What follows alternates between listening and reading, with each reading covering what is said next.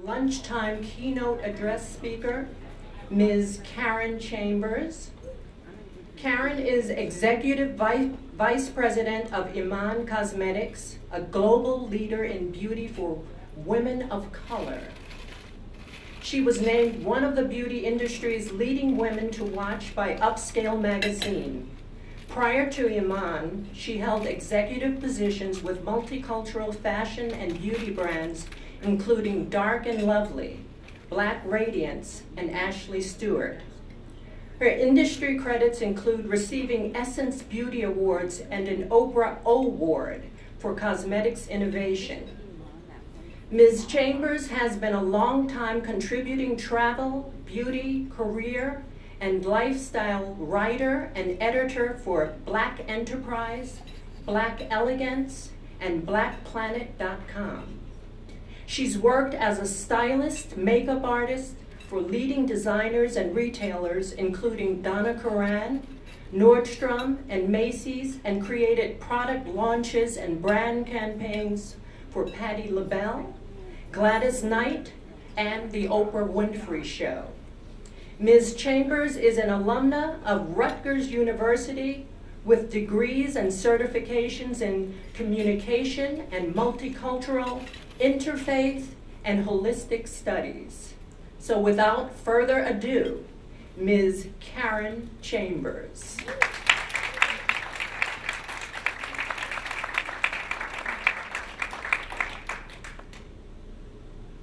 Good afternoon.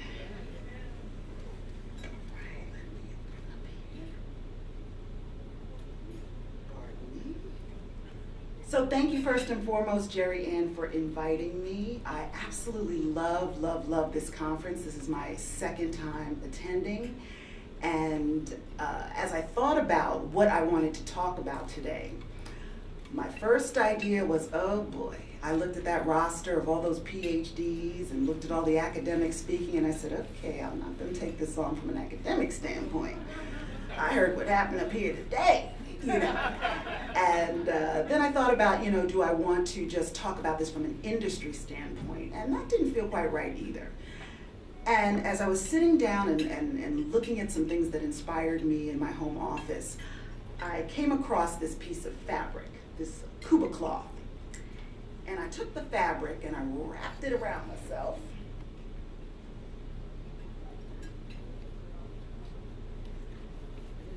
And it reminded me why this topic was really important, not just from an intellectual standpoint, but from a personal one. I got this particular piece of fabric, as you'll see further on in the presentation, from some wonderful, wonderful people whom I visited when I was living in Savannah, Georgia. And it's from West Africa. It means a lot to me. And this entire topic means more to me than just what is in the intellectual.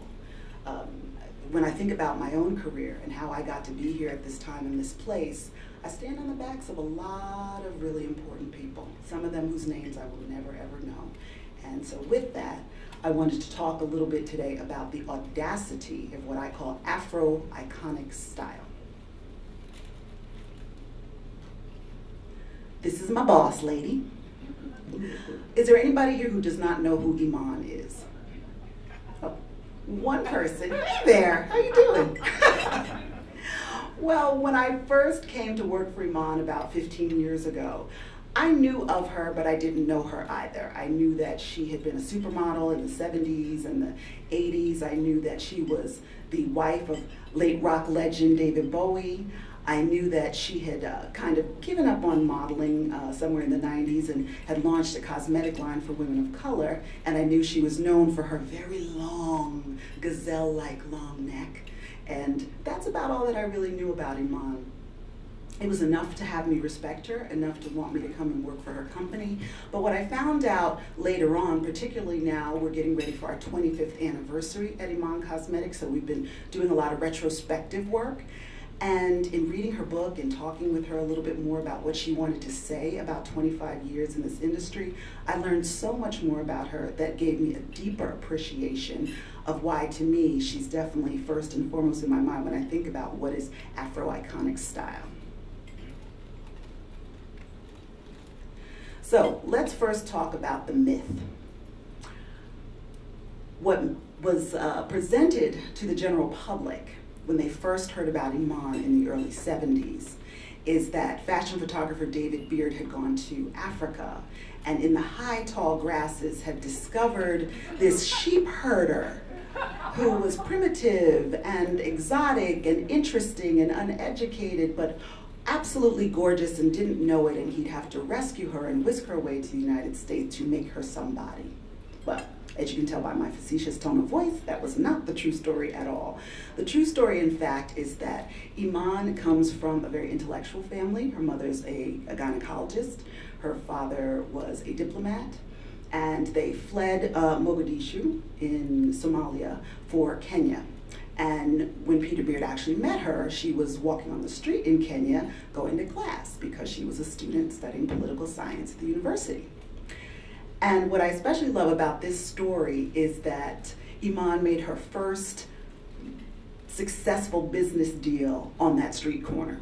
Peter Beard said to her, "Oh, you're so beautiful. Have you ever thought about being a model?" And she's like, "I don't even read fashion magazines. I don't know what you're talking about. That is no interest to me. I am a bookworm and I'm trying to get this education." And he said, "Well, I'll pay you for it." And right on the spot, as she tells it, she calculated what her tuition was going to be. And she said, "This is how much I want, $8,000. If you pay me, yes, you can take my picture." And he agreed. So I have to give it to her that at 18 years old, she was already a mogul in the making. And what Peter Beard did with those photos, he sent them to the United States, and the fashion press here fell in love with them, decided that they wanted Iman to come to the States, sign with a big agency, and the rest is somewhat history.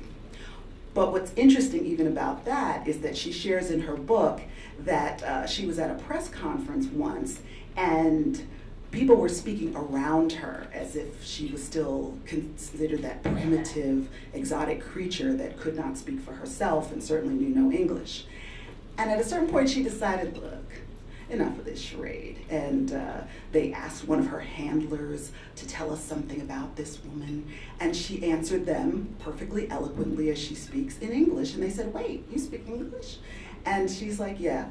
And they said, "Well, why didn't you say anything?" And she said, "Well, this other story was far more interesting. Obviously, you liked that, but here's the truth."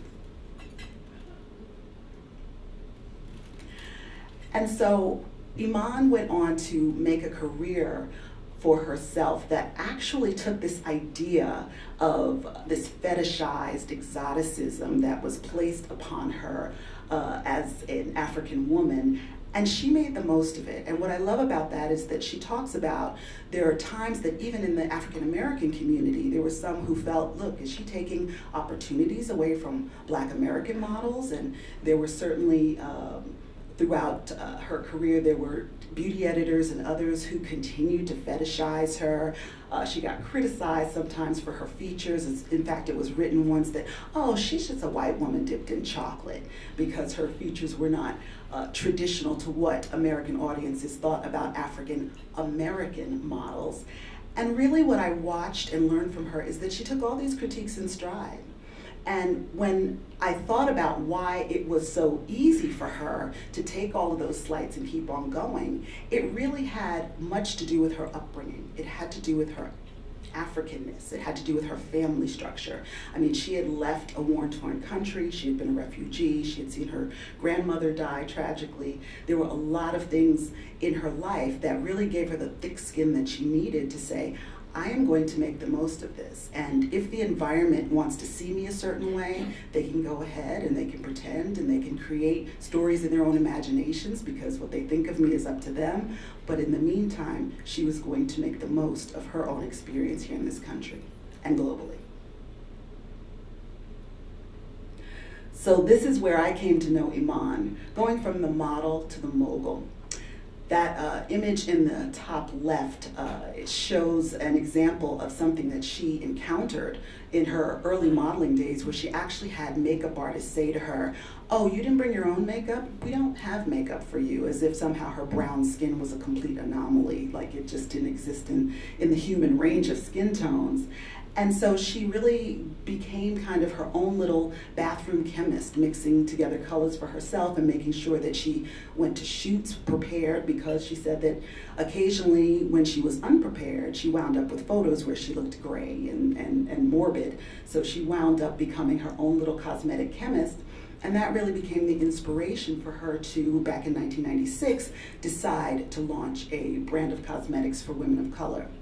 And one of the reasons why that was pretty revolutionary is because at the time we had general market cosmetics, and then you had a few brands that were focused specifically on Black American women, but you really didn't have brands that were talking to women globally and looking at skin tones versus just race and ethnicity.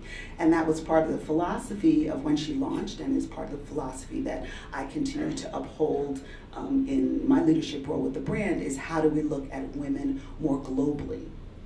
From there, she decided to also launch a home line, again, utilizing the very thing that she became popular for, which is this exoticism and her Africanness, which you can be seen in a lot of the motifs and the patterns that she uses in her textiles, and also just launched a line on Home Shopping Network and a website called Global Chic. And so again, it's taking a look at her experiences around the world, and oftentimes you'll see certain themes that come up around her Africanness, but she decided to bring a certain honor to it and a certain dignity to it, and also to capitalize on it in order to build her own fortune. You can't be mad at that. From there, one of the things that most recently I've very much respected about Iman is that she, and there you see Beth Ann Hardison and Naomi Campbell, decided to take on the fashion industry, which was a risky decision to make, because you don't want to be blackballed in fashion with designers who can impact your fortune. But they decided to go ahead and take the industry to task when there were seasons upon seasons where there were little or no models of color on the runway. So representation was always something important to her, and she was definitely part of that movement. And as you'll see, we have definitely made some strides in that area, but obviously there's still work to go.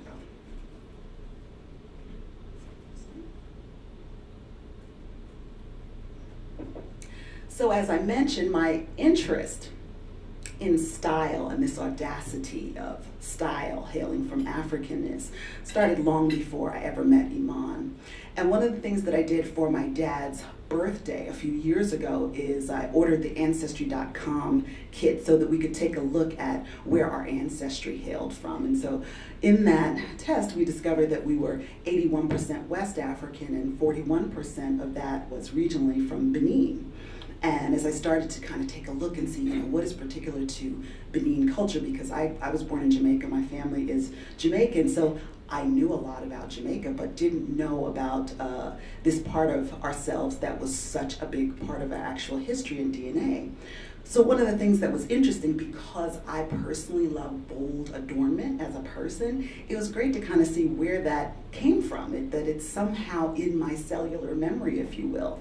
Because one of the things, I am like a bead freak. I don't have on beads today, but normally I have on a ton of beads. And I discovered this connection to coral, that it was very, very important in West Africa, and particularly in Benin, as far as in youth and ceremony, in matrimonial ceremonies, and in spiritual ceremonies, as a form of protection and also as an indication of royalty. And so I was really, really excited to find out this kind of divine connection. And as I was doing some research in preparation for today, I came across this, I can't even remember which book I read this in, but it was a slave trader who talked about the fact that it was best for them to strip their slaves naked before putting them on the slave ships, because it would help to cut down on the potential of disease. But they allowed them to keep, some of them, these coral beads, because they looked at them as nonsense. It was nothing to be concerned about. So what they didn't know is that those very beads held a significance. And it just reminded me of the ways in which we have held on to parts of ourselves, even if it's the slightest thing, an amulet, a bead, something that we pass down in our family traditions that help to anchor us in who we are. So I was quite interested to read about that. And fast forwarding it, I was even more interested to read about, just in general, Ruth Carter's inspirations behind the costuming for Black Panther. All the costumes were I was head over heels excited to find out about them, but in particular to find out that the Dora Milaje, the women warriors, were actually based and inspired by this group of Amazon warrior women of the Dahomey tribe who are definitely part of the history of Benin. And so that was exciting as well. And to see, again, this use of coral, this use of beadwork to kind of, if you will, as Ruth talked about, she utilized to gird the loins, if you will, of these warrior women and to cover them because this was a sign of protection. So I was really excited, whether consciously or just through, if you will, cellular memory, there was just this utilization of this symbolism of this beadwork that I personally find so exciting. So again, talking about this particular piece of fabric and another couple of pieces of textiles that were exciting to me, I fell in love with when I lived in Savannah, Georgia many years ago. And I just happened upon two things that happened. Back, I don't remember exactly what year Daughters of the Dust, the movie, came out. If you have not seen it, if you are unfamiliar with it, please see it. It's on iTunes, it's on Netflix. It is the most beautiful, beautiful movie. And what it talked about is the culture of the Gullah Geechee people. And the Gullah Geechee people are a community of people of African descent who live on the coastal sea islands off of South Carolina and Georgia. And when I lived in Savannah, literally, it just was like a whim. There was a weekend that I saw, what to do around Savannah, and there was this Gullah Geechee Fest. And I went to this thing and literally my whole body just trembled with a knowing. And I bought this piece of Kuba cloth there along with some other pieces that I felt so anchored. And oddly enough, like I mentioned, I'm Jamaican, but there was this sense of connectedness to the people. This is Queen Quet, who I came to know later, who calls herself the chiefess, the female chief of the Gullah Geechee Nation. And I later talked with her and just had some wonderful conversations. And what I put up there, Huna come ya, we been ya, which means you come here, but we've been here. And what I was so amazed is that that's so similar to Jamaican patois. And so this is part of the dialect that the Gullah Geechee speak.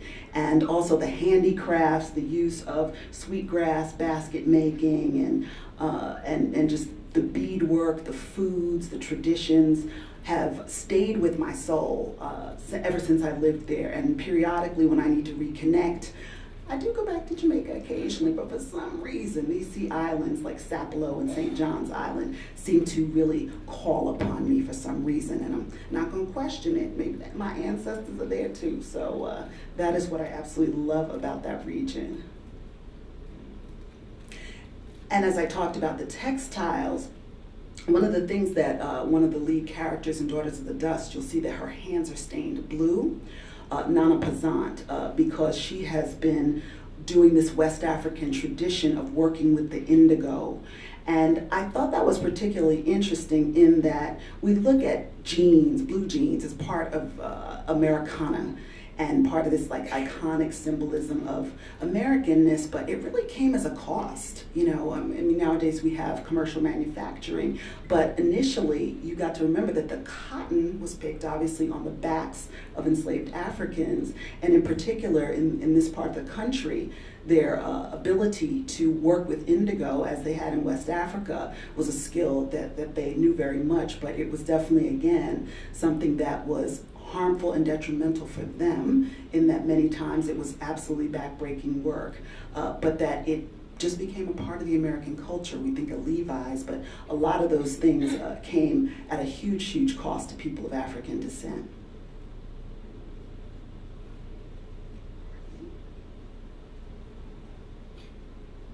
And I had to give it to my girl Beyonce. I was quite excited a couple years ago when she launched her film version of her album Lemonade, and included a lot of the references that were very exciting to me from Daughters of the Dust and from just that general region. Again, the white cotton cloth, a lot of the ceremonial things here. One of the pictures that I didn't put up here, you know, when she's walking with the baseball bat and she's got that yellow dress on, and definitely there are references there to Yemaya, to Oshun, to goddesses that were definitely from that African influence. So I absolutely loved how many times she pulls in these aesthetic references from times gone by, but this particularly hit me, and it just was a very beautiful homage to Daughters of the Dust. And by the way, I remember sending a text to Julie Dash, who was the creator of Daughters of the Dust, and she indicated, you know, that they were re-releasing the film and updating the film, and I do believe that this homage helped to put the film back on the map. So that's very exciting about how the youth can regenerate the things of the past. And that's definitely not the first time or the last time that Queen Bee pays homage to great iconic figures. I thought this was quite interesting that she opted to, at one point, do the banana skirt because it definitely was a very controversial and interesting choice of fashion and choice of style with Josephine Baker. And again, what I thought was quite interesting is that 50 years before Iman decided to own her own sense of imagery, you had Josephine Baker, who decided to be cheeky with the banana skirt, where some might have seen that again as, oh, that's so primitive, or that's representing something that we should be ashamed of, or how dare her do that. When I read some of her writings around that, she was owning that. And the banana skirts went from just being bananas to eventually being more kind of these phallic symbols that were done in metallic, and she was kind of poking fun at how her abilities to seduce her audience by using the provocative nature of her body and her aesthetic choices. So she certainly wasn't being used by the costume, she was using the costume to, as we say, shake what your mama gave you. And in general, I was inspired by Josephine Baker as a style icon because she was always switching it up. And to me, that is what is iconic when I think about certain black folks who just really own their image. So instead of being known for one thing or another, she could switch it up and be in couture one moment and feathers the next moment, and doing kind of a campy look in menswear the next moment. And it just was indicative of somebody who was an innovator of style. Can't forget the fellas. Cannot forget the fellas. Just that empowered sense of masculinity. I had a friend who is a graphic designer who does fashion design and fashion graphics, and he talked to me, he's like, Karen, you know about the zoot suit? I was like, well, I know what a zoot suit is. And he said, oh no, that was definitely a symbol of rebellion in the time, because it was showing that you weren't part of the straight and narrow, that you needed stuff loose and hanging, so when you get ready to move your body, there was nothing that was going to encumber you. And the way that it was exaggerated was just this indication that you were not going to be held back by societal norms, that you're going to get out here and do your thing. And so I was quite excited to find that out, and just looking back at how jazz and music and entertainment intertwined with fashion, just the use of the hats and the leather, and Miles Davis just always looking cool at every age and every era. To me, black men's fashion has really just driven fashion in general.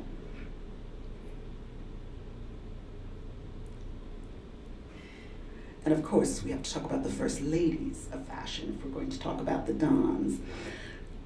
I love the way women have always worn fashion, particularly black women. I'll start over here. This is a shot from the book Crowns, and I laughed with my mom when I was preparing this. I said, Mom, I said, your church is just like the hotspot of fashion, whether it's Easter, Christmas, you know, First Ladies' Day, whatever. This opportunity to be regal with hats and with clothing. There's, to me, no greater place in African American history where we see fashion in an iconic sense than at a black church. So if you've never seen that, got to check that out, because that's the truth right there, especially Easter Sunday.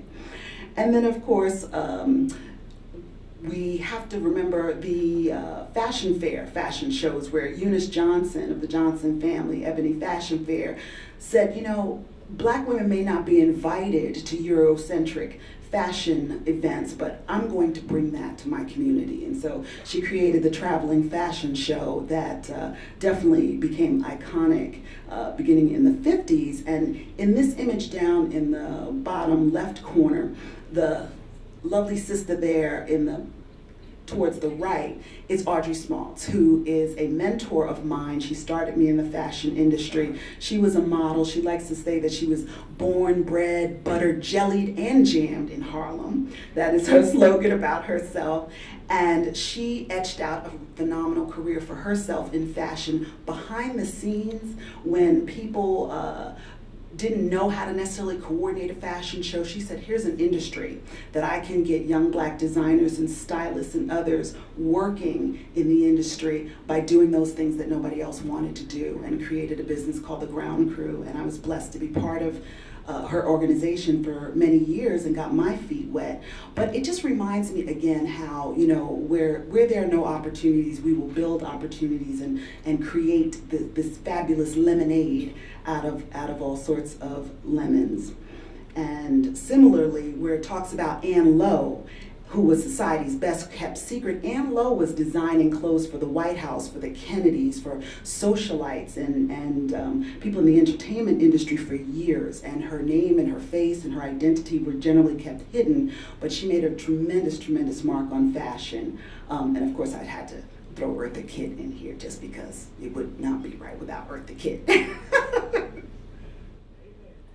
And it was hard to narrow down. There's a lot of iconic women that if I had 3 hours, it wouldn't be enough to mention. So, 60s.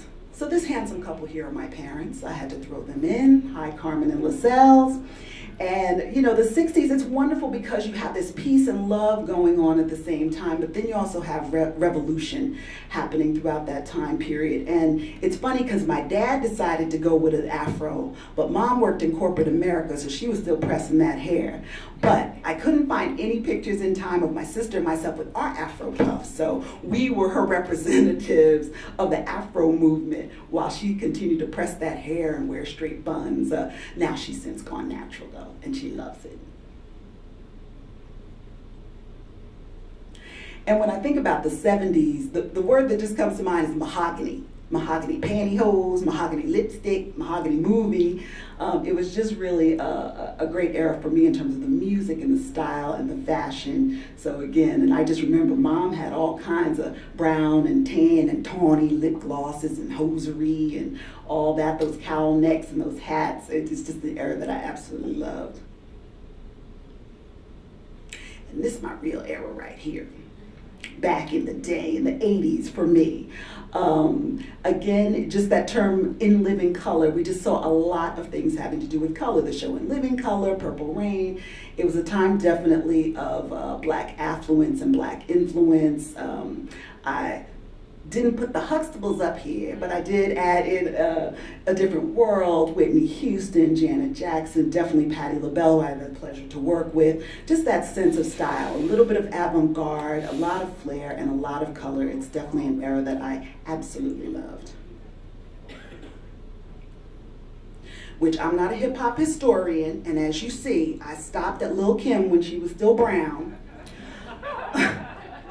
So forgive me, I'm old and I don't know all the great rappers of right now, but it was just exciting looking from a retrospective perspective on back in the day from Sugar Hill Gang and Run DMC and Queen Latifah. This idea of hip hop definitely had so much more to do with life than it did with just simply music, and we got a good representation of that over the years. And what we got to see, and we are still seeing a rise in, is this idea of taking beats and turning them into brands. And watching Jay-Z and I don't remember if it's Puffy, P. Diddy, which name he's working with this year, but watching all of these hip-hop stars actually become business people through this particular industry. And if you haven't met any of those people, now you can say that you've met another fabulous designer from that era. That would be Karen Chambers and the Kahlua crew with the sweatshirts that I co-designed back in the 80s for my crew. Class of 85, OG. The original Bad and Bougie, that's us.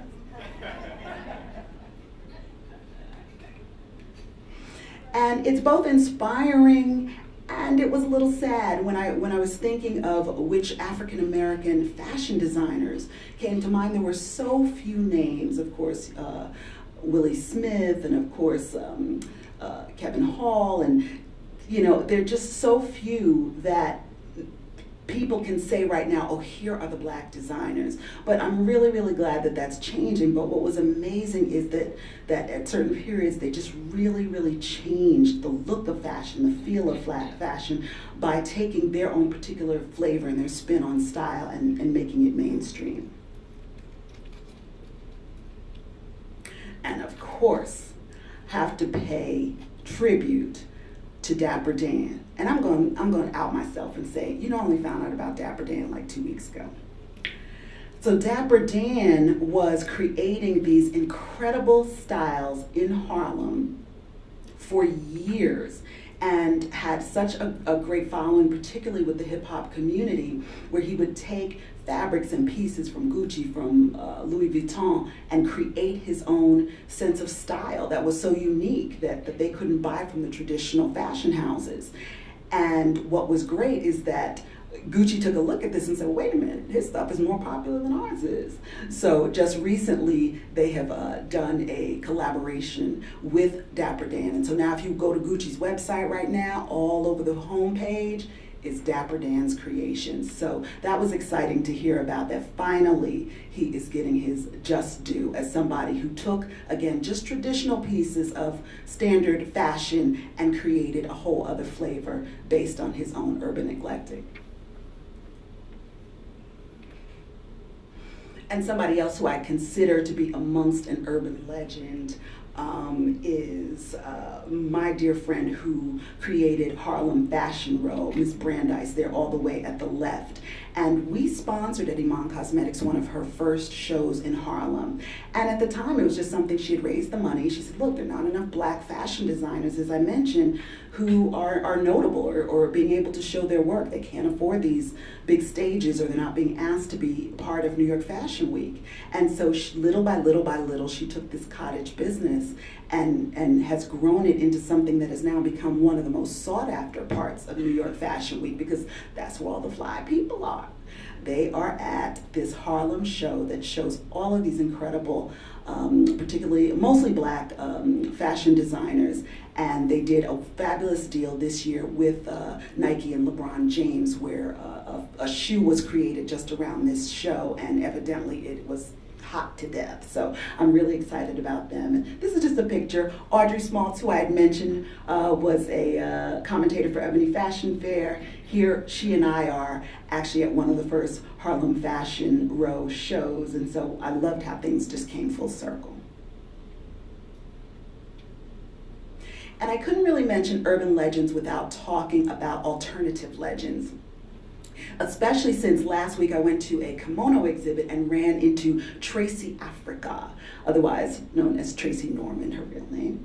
And Tracy was part of the ballroom scene in the 80s, which is an underground scene of gay men, drag queens, people who just love to dress up. And it was something that a Madonna tried to appropriate in Vogue, etc. But it was such a scene that was a place of safety for this community to come and just really emulate what was happening on 7th Avenue and what was happening on mainstream catwalks, but take it to whole new levels. And it was important to mention it because so many of the terms that are hot now, people saying yes, and phrases like that, that came out of this scene. And many times, folks are just not given the credit that they're due. And so as I talked to Tracy Africa, she was telling me an interesting story about, she was the first trans model who was on a Clairol box cover, a hair color box cover.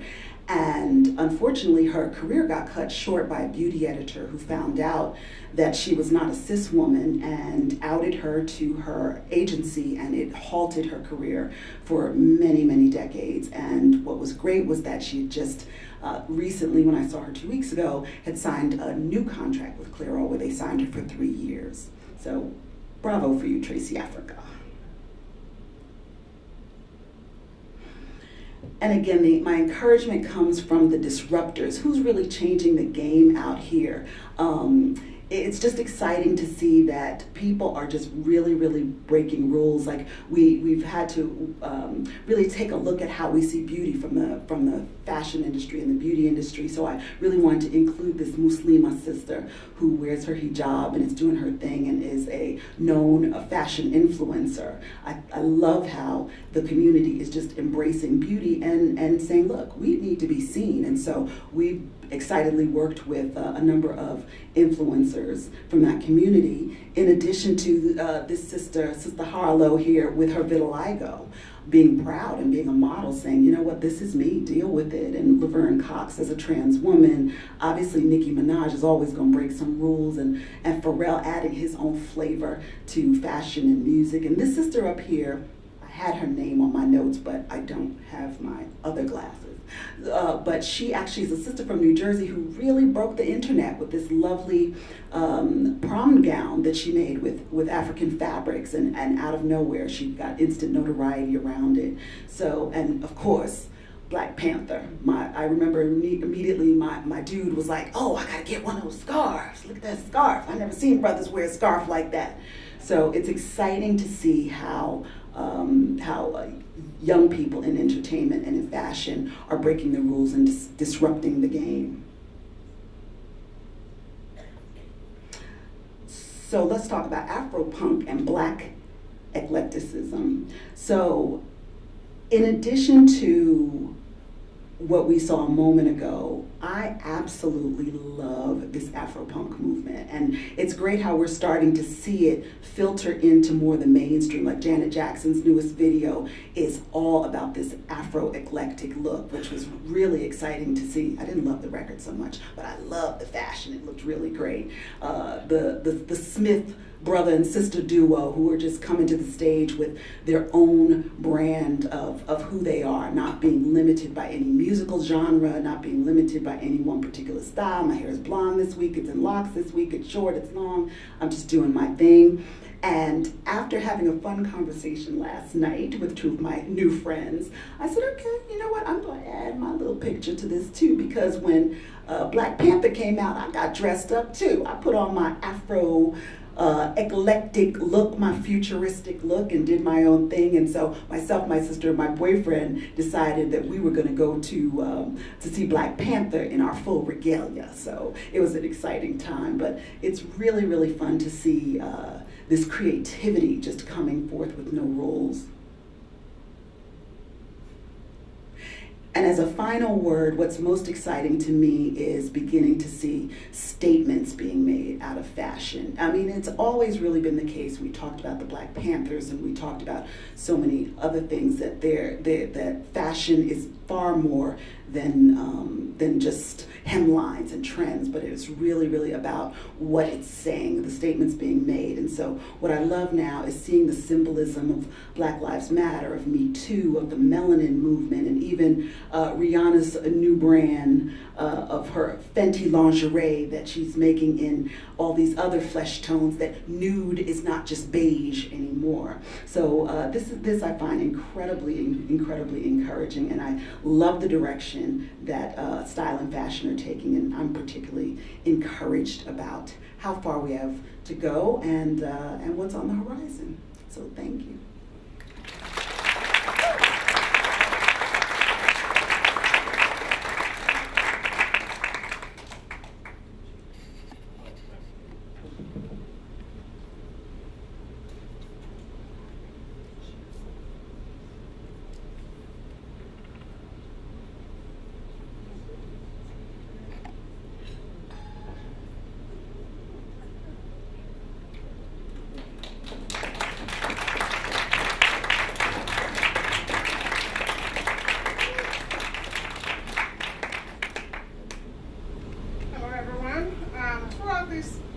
together, we've been talking about hair wrap, all that.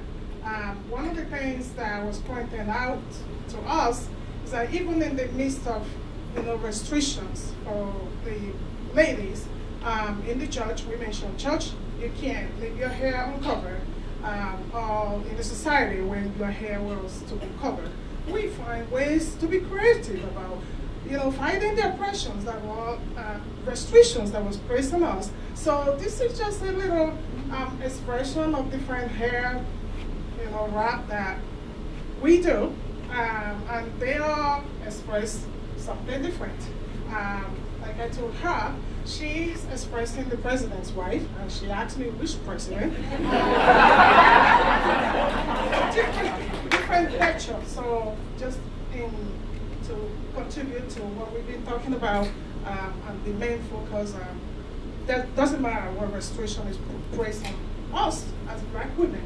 We're very clever and very creative. And we find ways to take care of our hairdo, do different hairstyle, and we have to wrap our hair. We also get creative with that.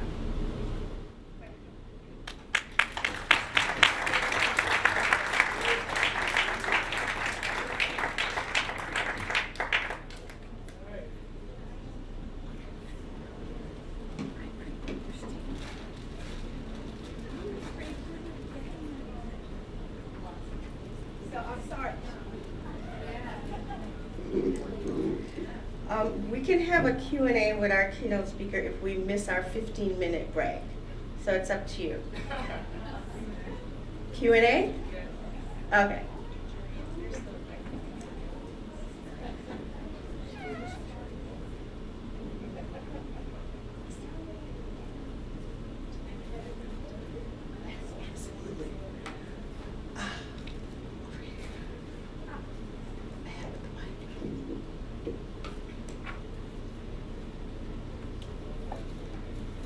Back to where this almost started, you spoke about the Gullah people, and I had heard about them, and then there was an exhibit, and I think it was in New York at the Museum of Modern Art, but I wouldn't swear to it. But they did amazing quilts. Did you know about those? Yes, I have heard about those. And they were made from scraps clothes that were, no longer really in great shape. They were incredible. They were really amazing, and there was quite a bit of promotion about it and acknowledgement of their talent. I don't know much more because it's an interesting place, but they have their own kind of lifestyle there, right? Definitely. And you got to go there, right? Oh, definitely. I've been there a number of times. I spoke to you. Sure. And I think it's called G's Landing or something like that. Don't quote me. But I've seen that exhibit, and their quilt work. G's Bend. Thank you, Doctor. G's Bend. And what I found when I was there is overall just their use of utilizing all kinds of materials to create just remarkable works of art. It's just incredible. So yes, I have seen that, and I have been there, and I go back there frequently because again, there's something about stepping on that soil that feels amazing. Even just the way the food is, and to hear the lilt of the accents. It's amazing. It's a very grounding experience. Is it a place where very many people go to visit? No, and unfortunately what has happened is a lot of developers have tried to buy up a lot of those islands, like Hilton Head and a number of the other islands, and they're forcing the people off their land through taxes. There are a lot of documentary things that you can read about that, but it's heartbreaking to see because a lot of things were not necessarily documented by paper. The lands were handed down from family to family, and so it's allowed for a lot of corruption and the ability for people to get their land stolen, as is not uncommon in America, to try to make those into resorts instead of allowing them to be maintained. So that's sad. So I'm going to keep going as long as I can keep going, and hope that people like the woman that I feature there, Queen Quet, continue to do the work they're doing as far as activism. Would you want to read I have a question, if I might ask. I'm also, I was in middle school in the late 80s and in the 90s, and I remember when I was in middle school, sort of the vibrant colors, the intake puff in the back, and you were real cool. You got a medallion with Africa on it. That's right. And so I'm just thinking about there's this interesting ways in which it's sort of Afro-eclectic and Afro-punk. In some ways it's very different from that sort of late 80s, early 90s sort of, you know, incorporating Africa into your sort of everyday style and what's sort of going on now. It's not really a question, but you know, I just was seeing your slide, I was sort of reminded of that. I don't know, do you have any thoughts about the sort of ways in which sort of Africa, or sort of, you know, African American style sort of, you know, I do. pointing back to Africa in these various historical moments? Well, I do. You know, we're having a conversation offline last night about Afrofuturism and being in New York. Am I seeing that happening? And I said, well, you know what? A lot of times, you know, when if I'm in Brooklyn or if I'm in Harlem, it's not a certain sense of terminology that anybody's using necessarily. It's just an incorporation of what feels good. And so it's this kind of hearkening back to what works in terms of fabrication and textiles and such, but also mixing it up with whatever they're feeling. And so I think that this generation is less limited by any kind of boxes, etc., and just going with what they feel. That's what I'm seeing in a lot of the creativity there. But and as I look back on those photos from the 80s, it was a little bit more of a caricature of Afrocentricity, like kente cloth. Everything's gonna be kente cloth, and that's gonna be African. You know, well, it was a great education for me to learn about all these other textiles, etc. But you know, everything goes with a particular time. But what I'm seeing is very, very encouraging around the creativity going on.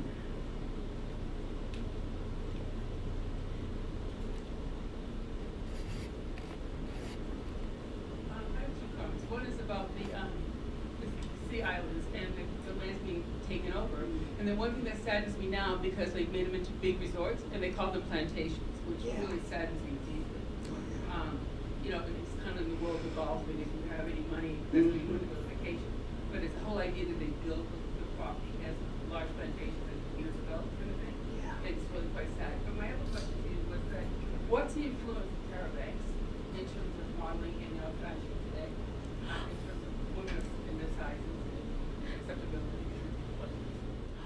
We were talking about Tyra Banks' influence on fashion, etc. And I think that Tyra had a significant influence. I think that, you know, just the show America's Next Top Model brought kind of this whole world of fashion that a lot of people didn't necessarily know about modeling and fashion, etc., and kind of brought it to the mainstream. And I think that she's had a great influence. She's talked a lot even about her own body size and about being curvier at different times, etc., and self-acceptance.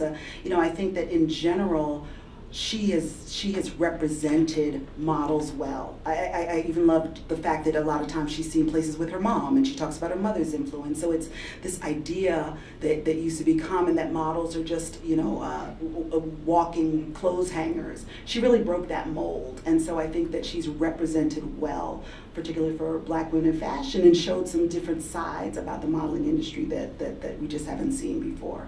So love Tyra.